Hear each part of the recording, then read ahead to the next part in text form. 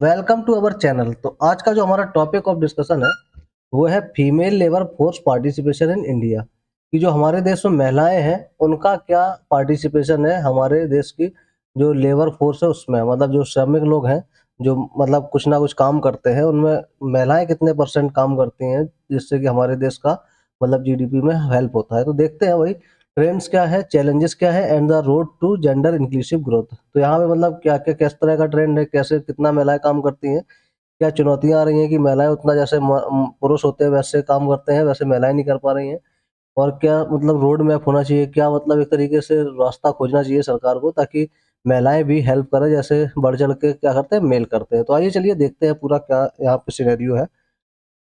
तो Y in news ये मतलब क्यों बात कर रहे हैं, क्योंकि India's labour force participation rate has risen sharply in recent years. अभी मतलब अगर हाल के दिनों में देखा जाए, तुरंत जो अभी हाल फिलहाल के जो साल हैं उनमें जो महिलाओं का पार्टिसिपेशन रेट है वो क्या है, अभी बढ़ा है। मतलब महिलाएं भी अब बढ़ चढ़ के क्या करती हैं, काम करती हैं।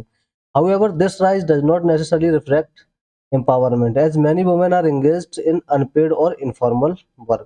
ये मतलब अभी महिलाओं का जो पार्टिसिपेशन हुआ है वो बढ़ा तो, लेकिन इसका मतलब ये नहीं कि वुमेन एम्पावरमेंट हुआ है, महिला सशक्तिकरण नहीं हुआ है। क्योंकि बहुत सारी वुमेन जो है वो एक तरीके से अनपेड काम करती है जिसमें कुछ भी पैसा नहीं मिलता है, और इनफॉर्मल मतलब वो काम करती है जैसे इनफॉर्मल सेक्टर में, जैसे ठेकेदार के अंदर या कोई कंस्ट्रक्शन वगैरह का काम है जहाँ पे मतलब कोई सरकारी मतलब वो नहीं होता है, सैलरी वगैरह नहीं होती, ऐसी जगहों पे काम करती हैं।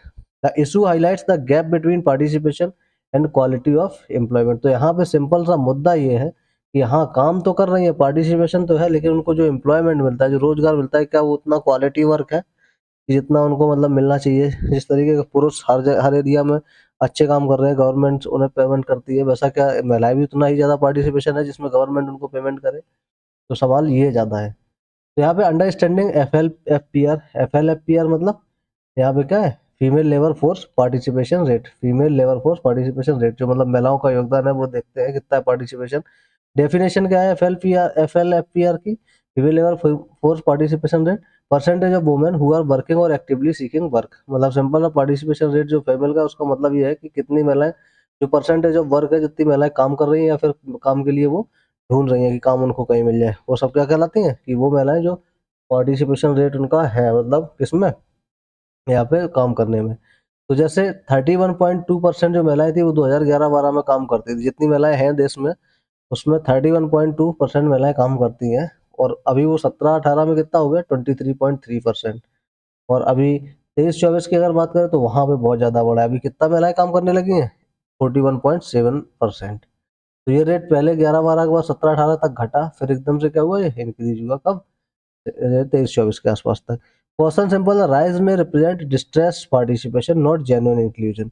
यहाँ पे जो राइज हुआ है, ध्यान देने वाली बात ये है कि जो पार्टिसिपेशन बढ़ा है इसका मतलब ये नहीं कि उनकी सैलरी अच्छी मिलती है, वो जेन्युइन इंक्लूजन नहीं है। उनसे वो काम कराया जाता है जिसके उन्हें बहुत कम पैसे मिलते हैं, या बहुत, या ऐसे ही उल्टे मतलब पेमेंट भी नहीं मिलता है किसी किसी केस में, बस उन्हें खाने पीने की चीजें दे दी या कुछ चीज दे दी बस। Rural women driving the search. तो यहाँ पे सिंपल सा रूरल वुमेन का क्या है, यहाँ पे पार्टिसिपेशन देखते हैं एक तरीके से ज्यादा बढ़ोतरी हुई है किसमें, जो रूरल मतलब ग्रामीण क्षेत्र की महिलाएं हैं, वो ज्यादा काम करते हैं। Increase mainly from rural areas not urban. मतलब जो महिलाएं काम करने के लिए आगे आई हैं वो बेसिकली ग्रामीण क्षेत्र की हैं, शहरी क्षेत्र की उतनी महिलाएं काम नहीं करती। रीजन क्या है, inflation, income pressures and rural distress. तो सिंपल सा कारण जो उनका काम करने का है वो महंगाई है, क्योंकि एक इंसान के कमाने से क्या होता है, घर नहीं चलता। जैसे आप महिला पुरुष हैं घर में, तो जो पुरुष कमा रहा है भाई, इतनी महंगाई में क्या है, उसके कमाने से अकेला घर नहीं चल रहा है, तो वो बेचारी महिलाएं भी काम करती है। वही इनकम प्रेशर एक तरीके का कि पैसा ज्यादा होना चाहिए घर चलाने के लिए।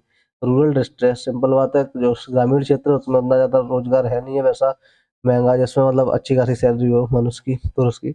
Nature of work simple, mostly unpaid और self employment rather than wage और सैलरीड जॉब। यहाँ पे ज्यादातर जो महिलाएं हैं उनको या तो पेमेंट मिलता नहीं है या तो सेल्फ एम्प्लॉयमेंट है, मतलब खुद से कोई जॉब ढूंढा है, मतलब खुद से मतलब कुछ कर रही है अपना घर में ही बैठ के, उनका कोई मतलब सैलरी वगैरह वाली जॉब नहीं है। The indicates economic necessity not empowerment. तो ये एक तरीके का इशारा करता है कि बेसिकली यहाँ पे एम्पावरमेंट नहीं है, बस क्या है वो पैसे कमा मतलब घर चलाने के लिए थोड़ा बहुत पैसा कमा रही है। सेक्टरल डिस्ट्रीब्यूशन रिवर्स शिफ्ट, एक तरीके से किस तरीके से ये मतलब काम कर रही है, कहाँ कहाँ के क्षेत्रों में काम कर रही है। Womens are moving back to agriculture not diversifying. जो महिलाएं काम कर रही है वो बेसिकली खेती खेती के क्षेत्र में काम कर रही है, ना कि अच्छी कंपनियों वगैरह में। Share of women in agriculture 71.1% 2018 से 19 एंड 76.9% 23-24 में। जितनी महिलाएं मतलब काम करती हैं, जैसे वो रेशियो भी हमने देखा पिछली स्लाइड में 41.9 हुआ, उनमें से मतलब जैसे जो महिलाएं हैं उनमें से 70% उन महिलाओं में से वो खेती बाड़ी में काम करती हैं 18-19 की रिपोर्ट के अनुसार, और वही 76.9% हो गई 23-24। मतलब जो रेशियो है खेती वेती में काम करने वाला एग्रीकल्चर सेक्टर में, वो महिलाओं का बढ़ा है। इसका मतलब क्या है, जो एग्रीकल्चर सेक्टर उसमें इतना ज़्यादा तो पैसा मिलता नहीं है, तो बेसिकली जो महिलाओं का पार्टिसिपेशन बढ़ा है वो एग्रीकल्चर सेक्टर में मिला है, जहाँ पे उनको उतना ज़्यादा पैसा नहीं मिलता है, कोई मतलब इंडस्ट्रीज वगैरह में नहीं बढ़ा है ज़्यादा। Decline in industry and services, lack of non farm opportunity, वही लिखा है कि जो इंडस्ट्री वगैरह है उनमें उनका क्या हुआ, डिक्लाइन ही हुआ है, मतलब कम हुआ है रेट पार्टिसिपेशन का। इसका मतलब ये है कि उनका जो अपॉर्चुनिटी रेट है वो क्या है, कम है। रिफ्लेक्ट्स रिवर्स स्ट्रक्चरल ट्रांसफॉर्मेशन, दिखाता है कि एक तरीके से महिलाएं जो है वो कहाँ जा रही हैं, जो मतलब कम पैसे वाले हैं, रिवर्स हो रही है एक तरीके से उनका। क्वालिटी ऑफ एम्प्लॉयमेंट, अगर किस तरीके का उनको एम्प्लॉयमेंट मिलता है वो देख लेते हैं। राइज इन अनपेड और सेल्फ एम्प्लॉयमेंट, या तो उन्हें काम के पैसे नहीं मिलते हैं या फिर सेल्फ एम्प्लॉयड है, मतलब खुद से कुछ कर रही है अपने घर में। Helper in house hold enterprises, जैसे घर के काम दाम में बटाना 9.1 से अभी कितना हो गया 19.6% इनका इंक्रीमेंट हुआ है हाल के सालों में। पहले जो हुआ करता था ऑन अकाउंट वर्कर्स 4.5 थी, अब 14.6% हो गई, खुद का मतलब कुछ काम करना।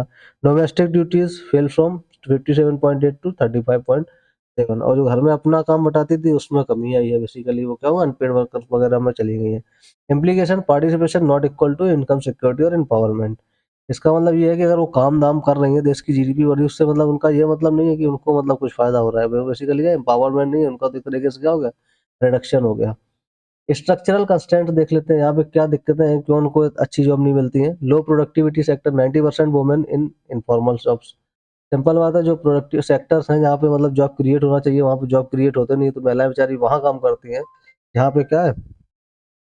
तो यहाँ पे सिंपल क्या है कि जो मतलब महिलाएं जितना एम्प्लॉयमेंट में है वो सबसे ज़्यादा मतलब इनफॉर्मल में है, जहाँ गवर्नमेंट से कोई पैसा नहीं मिलता, बेसिकली किसी मतलब प्राइवेट ओनर के अंडर काम करना पड़ता है, यहाँ पे कम पैसा मिलता है, या तो ऐसे कुछ चीज़ वगैरह के चक्कर में करना पड़ता है, कुछ सामान मिल जाता है उसके बदले बस। Double burden, care work plus economic work overlap. अब सिंपल बात ये है, महिलाओं को और दिक्कत क्यों होती है, क्योंकि उन्हें घर का भी काम करना पड़ता है, केयर वर्क, फिर उसके बाद क्या होता है, कुछ पैसे कमाने के लिए। Mobility barriers, safety, children care, child care norms, limits, job access. Simple बात है, महिलाएं इसलिए और काम नहीं कर पाती क्योंकि उन्हें सुरक्षा का दिक्कत है, लोग नहीं करवाना चाहते जॉब सुरक्षा के मद्देनजर, बच्चे बच्चे देखना पड़ता है उन्हें घर में, और नॉर्म्स, लिमिट, जॉब एक्सेस, मतलब सिंपल बात है, घरेलू क्या होती है कुछ मतलब मतलब मना करके रखते हैं बहुत लोग।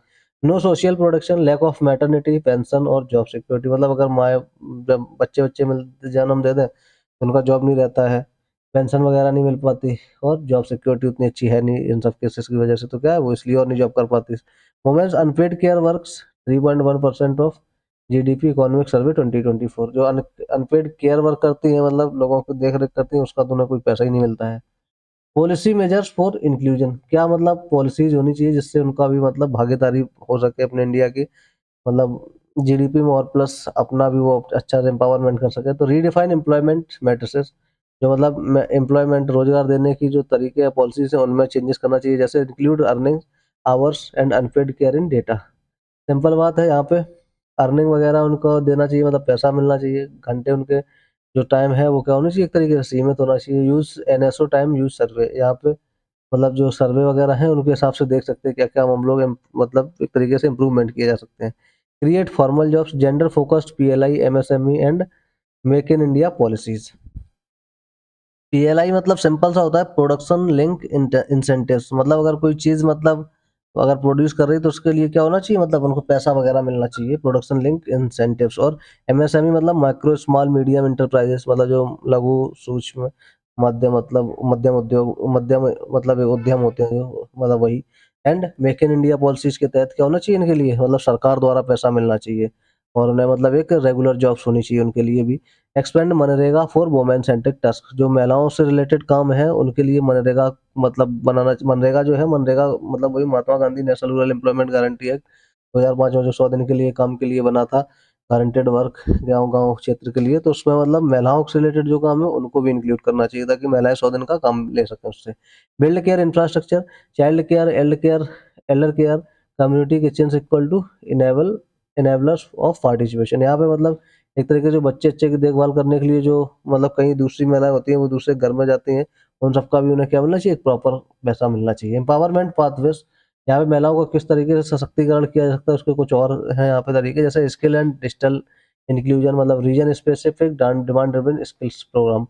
सिंपल बात है, स्किल वगैरह इंप्रूवमेंट करने के लिए रीजन के हिसाब से कि किस जगह, किस क्षेत्र में रहती हैं, उस हिसाब से उनको क्या मतलब स्किल की आवश्यकता है, उस हिसाब से क्या होना चाहिए, उनके लिए कोई सरकार द्वारा प्रोग्राम चलाना चाहिए ताकि उनकी स्किल डेवलपमेंट हो सके। इनेबल वुमेन इन गिग और प्लेटफ़ॉर्म और इकोनॉमी और सेफगार्ड, मतलब जैसे स्विगी, ज़ोमैटो, इन सब के लिए भी काम करने के लिए महिलाओं को प्रेरित करना चाहिए, लेकिन सेफगार्ड के हिसाब से। गिग प्लेटफ़ॉर्म क्या होता है? यही होता है जिसमें स्विगी, ज़ोमैटो ये सब चलते हैं, जो ऐप होते हैं।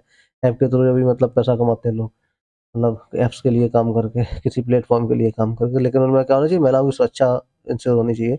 सपोर्ट सेल्फ एम्प्लॉयमेंट, जैसे strengthen self help group with credit, markets और ई-कॉमर्स। सेल्फ हेल्प ग्रुप जैसे स्वयं सहायता समूह होता है, उनके लिए पैसा वगैरह यानी कि सब चीज़ की सपोर्ट होना चाहिए। चैलेंज जेंडर नॉर्म्स, जैसे media and school campaigns for shared responsibility and role model. जो मतलब जेंडर एक तरीके से बायस है कि महिलाएँ काम नहीं कर सकती हैं, जो वो जो पुरुष कर लेते हैं, तो उसके लिए भी कैंपेन चलाने चाहिए कि भाई ऐसा नहीं है, हर महिला क्या कर सकती है, जो पुरुष काम कर सकता है वो महिला भी कर सकती है। ऐसे सारे कैंपेन मतलब ताकि उनका एम्पावरमेंट हो सके। निष्कर्ष यहाँ पे क्या निकलता है, सिंपल सा, female labour force participation rate is equal to resilience not necessary empowerment. मतलब जो पार्टिसिपेशन रेट बढ़ रहा है वो बेसिकली उतना ज़्यादा फायदेमंद नहीं है, उससे सशक्तिकरण नहीं हो रहा है, बेसिकली उन्हें क्या मिल रहा है, अनपेड वर्क मिल रहा है, जिससे गलत है। उसको क्या करना चाहिए, सुधार करने चाहिए बहुत सारे। True progress equal to quality jobs plus fair wages plus equal access.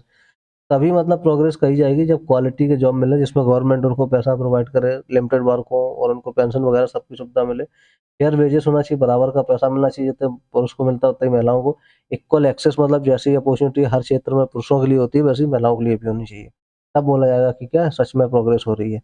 Align with SDGs 5 gender equality, यहाँ पे जो 5 है एसडीजी, उसके अकॉर्डिंग क्या होनी चाहिए, जेंडर इक्वलिटी। मतलब चाहे महिला हो चाहे पुरुष, सबको क्या होना चाहिए, बराबरी का अधिकार मिलना चाहिए हर क्षेत्र में, वैसा जॉब हर अपॉर्चुनिटी में। यही था आज का लेक्चर कि भाई फीमेल का पार्टिसिपेशन तो बढ़ रहा है, बट बेसिकली उनका जो रियल मतलब एम्पावरमेंट होना चाहिए, that is still not being happen in the real sense. तो यही था आज का लेक्चर, और ऐसे ही इंपॉर्टेंट और इन्फॉर्मेटिव लेक्चर्स के लिए हमारे साथ बने रहिए। चैनल को लाइक कीजिए, शेयर कीजिए, सब्सक्राइब कीजिए।